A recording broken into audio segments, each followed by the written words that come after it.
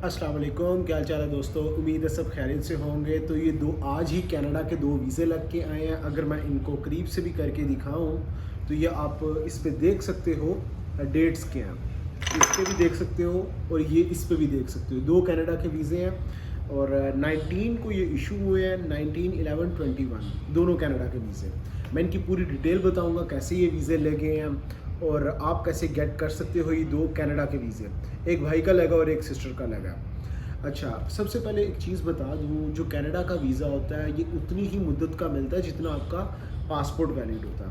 अब ये भाई है, इनका जो पासपोर्ट है वो है जी 19 जनवरी 2026 तक के लिए पासपोर्ट वैलिड है जो, लेकिन वीज़ा लगे वो इनका 18 जनवरी 2026 तक, यानी कि एक दिन कम।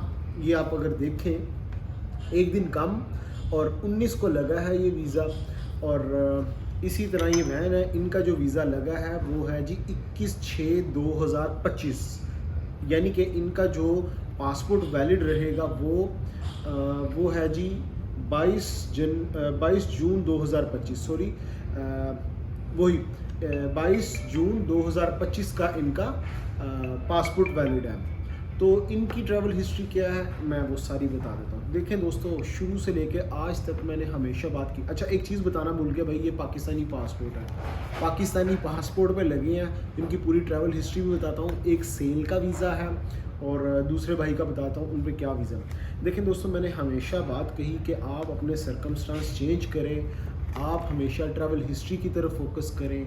अगर आप डायरेक्टली छलांग लगाओ किसी अच्छे कंट्री के अंदर वीज़ा अप्लाई करोगे, ऑब्वियस बात आपका वीज़ा रिफ्यूज़ होगा।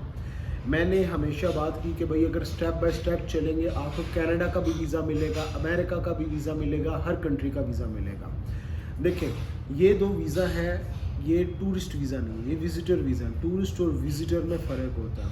टूरिस्ट आप होटल बुकिंग के ऊपर भी वीज़ा अप्लाई कर सकते हो, लेकिन ये जो विजिटर वीज़ा होता है वहाँ पे किसी को मिलने जाना, वहाँ से अगर आप इनविटेशन मंगवा लेते हो, इनविटेशन अगर आपका स्ट्रॉन्ग है तो 100% आपको कनाडा का वीज़ा मिलता है। देखें, जब इनकी फ़ाइल बन रही थी तो मैंने इनको बता दिया था कि आपका 100% वीज़ा है, वो इसलिए कि इनका जो इनविटेशन था वो स्ट्रॉन्ग था। लेकिन अब मैं इनकी ज़रा ट्रैवल हिस्ट्री की तरफ बात करता चलूँ। देखिए दोस्तों, इन्होंने ऐसे ही नहीं किया कि डायरेक्टली कनाडा का वीज़ा अप्लाई किया। इनका मैं सबसे पहले यूएई में वीज़ा स्टेटस दिखा देता हूँ। वीज़ा स्टेटस इनका क्या है, देखें दोस्तों, बिज़नेस सर्विस मैनेजर का वीज़ा है, बिज़नेस सर्विस मैनेजर वीज़ा है। और उसके अलावा अगर इनकी ट्रैवल हिस्ट्री की बात करें तो दोस्तों ये स्टडी वीज़ा पे साइप्रस में भी रह चुके हैं और स्टडी वीज़ा पे ये यूके में भी रह चुके हैं। अब मैं इनका ज़रा प्रीवियस पासपोर्ट है उसके ऊपर मैं इनका सारे वीज़ा दिखा दूँ कौन कौन से हैं। अच्छा जी, फर्स्ट पासपोर्ट है, इसके ऊपर आर्चीव क्लर्क का वीज़ा इनका, और सेकंड वीज़ा इनका आर्चीव क्लर्क वही। अच्छा, फर्स्ट पासपोर्ट तो क्लियर है, कुछ नहीं लगा हुआ। सेकंड पासपोर्ट पे अगर मैं बात करूं, ये रहा इनका साइप्रस का वीज़ा। साइप्रस वीज़ा पे मैंने ऑलरेडी वीडियोस बनाई हुई हैं, लेकिन ये साइप्रस का वीज़ा स्टडी वीज़ा था, तो आप इसको कंपेयर मत करें कि ये ट्रैवल हिस्ट्री में, क्योंकि ये study visa, tourist visa, business visa, ये सारी अलग कैटेगरीज हैं। उसके बाद ये भाई का यूके वीज़ा लगा है जो कि स्टडी वीज़ा था। अच्छा, उसके अलावा इनका अगर मैं बात करता हूँ और थर्ड पासपोर्ट की, थर्ड पासपोर्ट में भाई मेरे पास थे, मैंने इनको रेकमेंड किया था भाई रशिया की तरफ आप मूव करें, रशिया का वीज़ा लगवाएं। देखिए, मैंने हमेशा रशिया की बात की तो लोग क्या कहते थे, यार रशिया का वीज़ा फ़ायदा क्या, लगवाने का फ़ायदा, रशिया की कोई वैल्यू नहीं। मैं हमेशा फोकस किया अच्छे कंट्री की ट्रैवल हिस्ट्री बनाने के ऊपर। तो भाई ने बात मानी, भाई ने रशिया का वीज़ा लगवाया। ये देखें, भाई का रशिया का वीज़ा, रशिया ट्रैवल भी किया इन्होंने। और उसके बाद इनके बाद जो प्रोसेसिंग करवाई वो थी शेंजन वीज़ा। देखिए, मैंने हमेशा बात की, एक दो आपका वीज़ा लग जाए किसी अच्छे कंट्री का तो उसके बाद आप शेंजन की तरफ मूव करो, फिर आप अगर अमेरिका कनाडा की तरफ मूव करें। ये इनका शेंजन वीज़ा रहा। इटली का वीज़ा, कितने दिन का वीज़ा मिला, 7 डेज़ का इनको वीज़ा मिला। अच्छा, फिर वहाँ पर ट्रैवल किया और बार्सिलोना भी गए और ये उसकी भी स्टैम्प्स लगी हुई है। रिसेंटली तकरीबन 3 महीने हुए हैं इनका वीज़ा लगा था। और उसके बाद डायरेक्टली ये कनाडा का वीज़ा, कनाडा का वीज़ा मैंने आपको जैसे पहले भी बताया, मैं ऑलरेडी अपने इंस्टाग्राम पे अपलोड किया व नहीं किया, मैं कर दूंगा। आप वहाँ पे जाके ये देख सकते हो। ऐसे भाई जो कि वीज़ा वगैरह देखना चाह रहे हो, मेरा इंस्टाग्राम डिस्क्रिप्शन में आपको मिल जाएगा, समीर व्लॉग 028 के नाम से है। आप वहाँ पे जाके मेरा कॉलिंग नंबर, मेरा इंस्टाग्राम आईडी, मेरा ऑफिस का एड्रेस देख सकते हो। और ये वीज़ा मैंने ऑलरेडी वहाँ पे अपलोड किए हुए हैं, आपको डेट्स भी पता चल जाएंगी कब ये वीज़ा लगे। और इसके अलावा इन भाई की कोई ट्रैवल हिस्ट्री नहीं है, ठीक है, ये चीज़ समझ आ गई। एक पासपोर्ट, अब ये दूसरा रहा पासपोर्ट, ये सिस्टर का एक। इनका जी पुराना पासपोर्ट पे जो वीज़ा लगे हुए हैं वो सेल का, पहला वीज़ा सेल का, दूसरा वीज़ा भी सेल का, ठीक है, और इसके अलावा कोई वीज़ा नहीं। और जो न्यू पासपोर्ट है, न्यू पासपोर्ट पे भी इनका सेल्स का वीज़ा। अच्छा, इन्होंने अब क्या किया, लोग क्या करते हैं, हर वीज़ा को चेंज करवाने की कोशिश करते हैं। मैंने हमेशा बात की, वीज़ा लगवा लिया, उससे मिलती जुलती कैटेगरी के अंदर आप रखा करो। ऐसे नहीं कि आपका अभी ड्राइवर का वीज़ा, फिर आपने नेक्स्ट वीज़ा लगवा लिया, ऑफिस मैनेजर का लगवा लिया या बड़े प्रोफेशनल लगवा लिए। देखें, अगर आपका कोई सेल का वीज़ा था, ये अब ये सिस्टर तकरीबन तीसरा वीज़ा यानी कि 6-7 साल यहाँ पे इन्होंने यूएई में गुजारे, तो एक ही फील्ड में रही। तो इससे क्या होता है, जब किसी कंट्री के अंदर वीज़ा डलता है तो वो देखते हैं कि भाई अपनी फील्ड में है, अपनी फील्ड में इसकी सैलरी भी ज़्यादा हो रही है, तो समझ में आती है बात। अगर आप वीज़े चेंज कर रहे हो, सैलरियाँ ज़्यादा कर रहे हो, वो बड़ा फेक सा सिस्टम हो जाता है। ज़्यादा से ज़्यादा क्या करवाना है, अब अगर इनको रिकमेंड किया जाए ना सेल का वीज़ा ना, तो मैंने यही रिकमेंड करूँगा भाई सेल एग्जेक्टिव पे चले जाओ या सेल सुपरवाइज़र बन जाओ, या इनके फील्ड से रिलेटेड उसी में थोड़ी सी इम्प्रूवमेंट करके अच्छा वीज़ा लगवा लिया। अच्छा, अभी सेल का वीज़ा, सेल वीज़ा के ऊपर ये देखें, ये इनका रहा रशिया का वीज़ा। ये दोनों वीज़ा मैंने इकट्ठे लगवाए थे, उस वक्त मैंने आपको बताया भी था, वीडियो भी बनाई थी, अपलोड भी किया था मैंने इंस्टाग्राम पे, ठीक है। ये रशिया वीज़ा के बाद ये रहा इनका आयरलैंड का वीज़ा। आयरलैंड का वीज़ा मैंने उस वक्त वीडियो बनाई थी कि आयरलैंड का वीज़ा लगा है। तो लेकिन आयरलैंड वीज़ा के ऊपर मैं एक चीज़ बता दूँ, आयरलैंड अभी है बंद, लेकिन इनका किस तरीके से वीज़ा लगा, इनविटेशन था, विजिटर था, वहाँ से अगर कोई बंदा आपको इनविटेशन भेज दे तो आप फॉल करते हो, अप्लाई कर सकते हो। तो इन्होंने अपना वीज़ा प्रोसेस करवाया और आयरलैंड का वीज़ा लग गया। उसके बाद इनका कोई ट्रैवल नहीं, यानी कि सिर्फ 2 कंट्रीज़ का ट्रैवल। उसके बाद इनका कनाडा का वीज़ा लगा।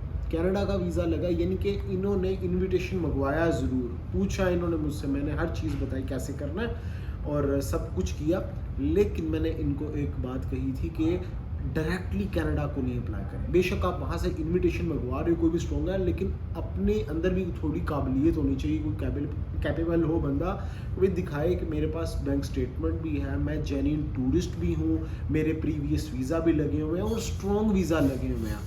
उसके बाद अगर आप वहाँ से किसी का इनविटेशन मंगवा के लगवाते हो साथ में, तो डेफिनेटली आपका वीज़ा लगेगा। अब ये 2 जो केसेस थे, अच्छा एक चीज़ बताऊँ, इस भाई का जॉर्जिया भी ट्रैवल किया हुआ है, इस भाई ने जॉर्जिया ट्रैवल किया हुआ है, ये 2 बार ट्रैवल किया हुआ है, जॉर्जिया की 2 स्टैम्प्स भी लगी हुई हैं, ठीक है।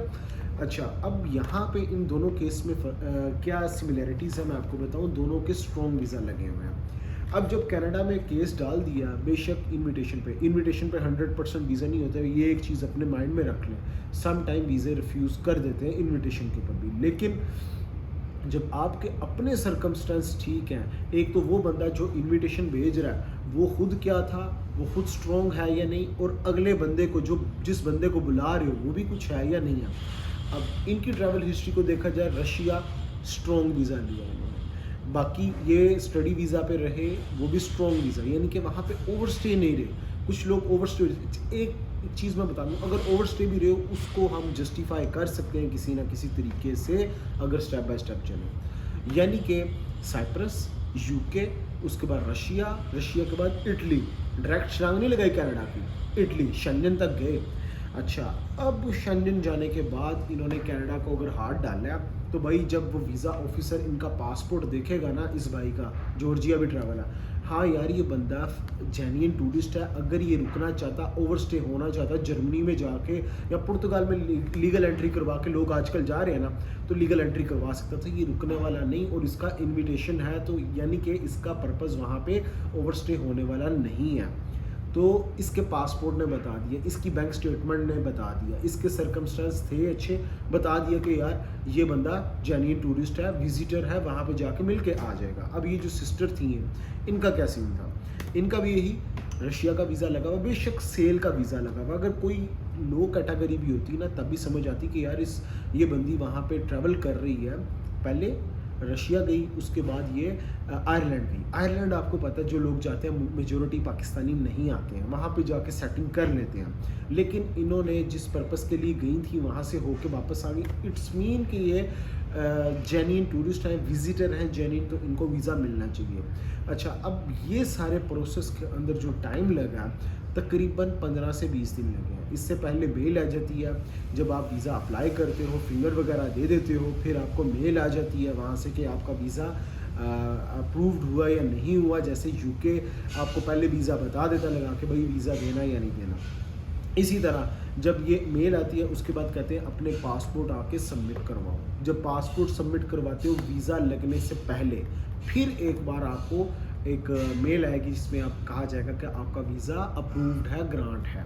उसके बाद ये स्टिकर लगते हैं और आपको आ जाते हैं। मैंने ऑलरेडी, मैं फिर कह रहा हूँ, इंस्टाग्राम पे अपलोडेड हैं, आप देख सकते हो इनकी डेट्स, आप भी वीज़ा अप्लाई कर सकते हो। अब यहाँ पे एक सवाल खड़ा होता है, आप कहेंगे भाई समीर हमारा वीज़ा अप्लाई कर दो कनाडा का, हमें भी लगवा दो। देखें, अप्लाई करना मकसद नहीं, मकसद है कि वीज़ा मिलना भी चाहिए, ठीक है। मैं हर बंदे को रिकमेंड नहीं करता हूँ कि आपकी ट्रैवल हिस्ट्री नहीं है तो आप कनाडा को अप्लाई कर दें। इन्होंने किया, इनका वीज़ा मिला भी और 2 वीज़े मिले। इससे पहले मैंने ये नहीं बोलना शुरू कर दिया वीज़े लग गए, वीज़े लग गए। जिस वक्त ये वीज़े लग गए, स्टैंप हो गए, उसके बाद मैंने वीडियो बनाई और अपलोड किया। उससे पहले बात करने का कोई मकसद नहीं था। आज से पहले आपने मेरी कनाडा की कोई इतनी खास वीडियो भी नहीं देखी होगी, अब बनाई है। उसका पर्पज़ ये, जिस भाई के पास इन्विटेशन हो, जिसके सरकमस्टेंस ठीक हो, वो कर सकता है।